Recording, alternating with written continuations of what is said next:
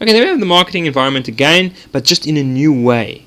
We have the business departments. This is internal. Remember, we're looking at this is the marketing department as well as all the other departments. Next, we have the micro environment, which is the suppliers, intermediaries, customers, competitors, and so forth. And then lastly, we have the macro environment, where the opportunities and threats lie. And that's demographic, natural, social. Natural is also environmental, economic, technological, political, and legal, pestle factors. It's nice to remember it this way. If you want to draw for yourself, I suggest using this diagram to draw it. It will help you remember. Okay, the microenvironments. Just looking in a bit more depth at some of the microenvironment factors or microeconomic factors. Okay, then we have suppliers.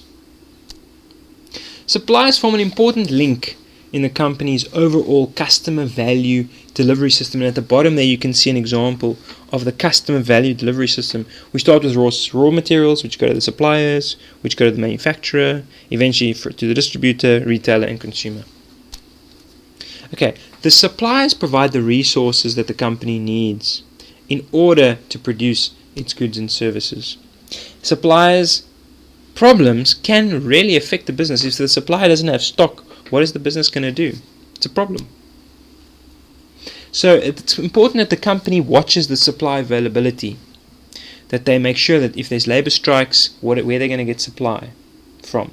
Do they have other options they can use? It can damage customers. The customer's not going to understand if we say, oh, well, our suppliers run out of stock. The customer doesn't care. They want their product. So it's important that the company checks suppliers often. And also often monitor price trends. If the prices go up from a supplier, it means that we have to increase the prices to the customer, and customer's not going to like that. So you need to find good prices all the time. And today, most businesses will treat their suppliers as partners, not just as someone that they're buying their raw materials from. Because remember, if the manufacturer does well, so will the supplier. So they're kind of in a win-win relationship, and they need to work on their relationship. Then we have intermediaries. Okay, marketing intermediaries help the company to promote, sell, and to distribute their goods to the final buyers. They will all include resellers. Those are our retailers and wholesalers, like your Pick and Pays. Also your physical distribution firms, those that keep your stock in storage, that move it with a truck. You got your marketing services agencies like advertising agencies, research firms. Even banks would be considered service agencies. They're financial intermediaries, like banks and credit companies and so forth. Those are all considered intermediaries. They help the organization get their product to their end consumer. Okay, then we have publics. So where public relations comes from is the department that deals with all the publics.